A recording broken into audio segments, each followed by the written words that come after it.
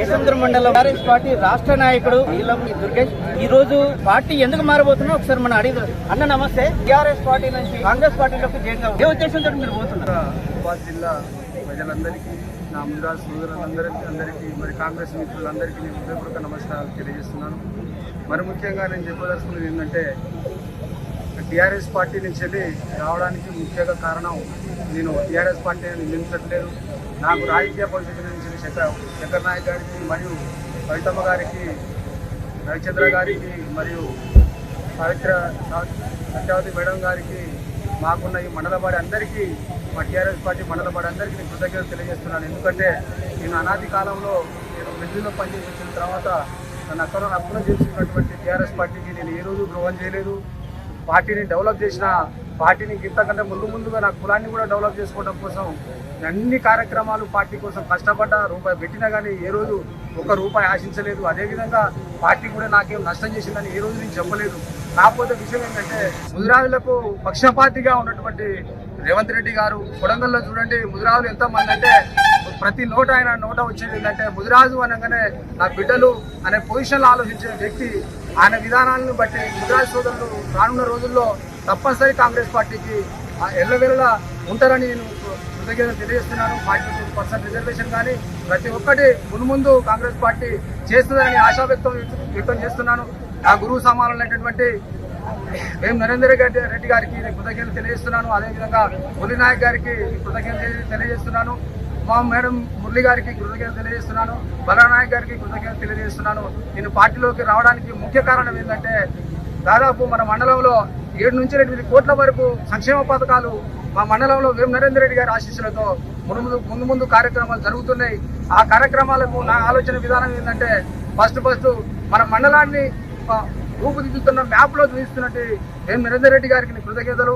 అదేవిధంగా అందరికీ కాంగ్రెస్ పార్టీ సోదరులకు నేను ఏదో విధంగా మీకు ఎల్లవేళలా ఏ విధంగా ఇంతకుముందు టీఆర్ఎస్ పార్టీలో ఉన్నా కానీ నేను ఎట్లా ఉన్నానో అట్లే ఉంటా. రూపాయి పెట్టేటోనే కానీ రూపాయి తినటోని కాదు. అది ముందుగా అందరూ కాంగ్రెస్ పార్టీ వచ్చే నాయకులైనా, ఉండబోయే నాయకులు, ఇంతకున్న పాత నాయకులైనా నన్ను గుర్తించాలని నేను సవినయంగా తెలియజేస్తాను. అలాగే కాంగ్రెస్ పార్టీలో మీకు రాష్ట్ర నాయకులు మీకు ఒక అండ ఉన్నదని మీకు ఎవరున్నారు? నాకు కాంగ్రెస్ పార్టీలో ఉన్నది రేవంత్ రెడ్డి గారు, వేం నరేందర్ రెడ్డి గారు, నాకుండే నాయకత్వం వాకిటి శ్రీహరణ గారు, అదేవిధంగా ఇక్కడ ఉన్న మురళీ నాయక్ గారు, మురళీ నాయక్ గారు, బలరాం నాయక్ గారు, ప్రతి ఒక్కరు నాకు అండ. ఈరోజు కాంగ్రెస్ పార్టీ నా అండగా ఉంటుందని నేను కృతనిశ్చయంతో కొన్ని 10 రోజులు 20 రోజుల కాంచెలు ఆశించి నేను నన్ను సవినయంగా కాంగ్రెస్ పార్టీ నాకేమైనా అవకాశాలు కల్పిస్తారని హృదయపూర్వక నమస్కారం తెలియజేస్తున్నాను. అలాగే మీరు పార్టీ మారుతుంటే మీ మీద కొన్ని అభియోగాలు వస్తాయి, మీరేమంటారు దాని మీద? అభియోగాలు ఈ దేశం మహబూబాద్ డిస్టిక్ లో ప్రతి ఒక్కరు తెలుసు. దుర్గేష్ అంటే ఒక రూపాయి పెట్టి ఖర్చు పెట్టి ఆగమైందే తప్ప నేను ఏ రోజు కూడా పార్టీకి నష్టం చేయలేదు. ఒక రూపాయి నేను ఎవరిది తినలేదు. టీఆర్ఎస్ పార్టీ వాళ్ళకి నాకు గురు సమానం అంటే శంకర్ నాయక్ గారికి నేను హృదయపూర్వక నమస్కారం తెలియజేస్తున్నాను. ఆదిత్య భిక్ష పెట్టినటువంటి శంకర్ నాయక్ గారికి, కవితమ్మ గారికి, రవిచంద్ర గారికి, మరియు తక్కలపల్లి రవీంద్రరావు గారికి, మరియు సత్యవతి మేడం గారికి, ప్రతి ఒక్కరికి, మా మండలంలో ఉన్న ప్రతి నాయకుడికి, మండల నాయకులందరికీ నా హృదయపూర్వక నమస్కారాలు. నేనేదో కాంగ్రెస్ పార్టీ పోయినా అని చెప్పని మీరు వేరే విధంగా బాధపడద్దు. పార్టీలు ఏది ఉన్నా కానీ ప్రతి ఒక్కరు అభివృద్ధి మన ధ్యేయంగా మనం ముందుకుండాలి తప్ప పార్టీలో దుర్గేష్ అన్న పోయిండు అనే ఆలోచన విధానాన్ని మీరు తప్పుగా భావించొద్దని నేను చెప్తున్నాను. నేను ఎవరికి ఏ హాని చేసే వ్యక్తిని కాదు. ప్రతి ఒక్కటి సంక్షేమం కోసమే ఈరోజు నరేందర్ రెడ్డి గారి, వేం నరేందర్ గారి, గురు సమాన నరేందర్ రెడ్డి గారి ఆశీస్సులతో, ప్రతి ఒక్కరు మురళీ నాయక్ గారి ఆశీస్సులతో మరియు బలనాయక్ గారి ఆశీస్సులతో ఈరోజు రేవంత్ రెడ్డి గారి పనులకు 42% రిజర్వేషన్స్ బీసీలకు ముఖ్యపీట వేస్తుందని ఆశాభావం వ్యక్తం చేస్తున్నాను. నేను ఈ ముందు ఈ కార్యక్రమాలు 3 సంవత్సరాల్లో ప్రతి ఒక్కటి బీసీలకు ముఖ్యంగా పెద్దపీట వేస్తారని నేను కోరుకుంటున్నాను.